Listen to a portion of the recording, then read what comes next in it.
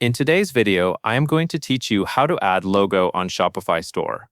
Adding a logo is one of the fastest ways to make your store look professional and consistent, and Shopify makes it easy to set this up directly inside your theme settings.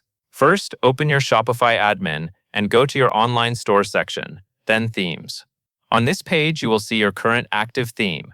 Next to that active theme, click Customize.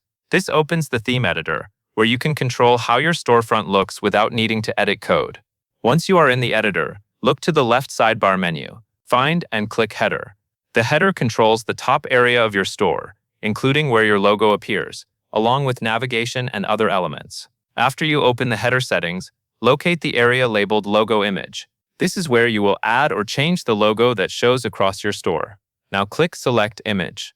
You will be given the option to upload a new file or pick an existing one from your Shopify file library. Upload your logo file or choose the version you already have saved.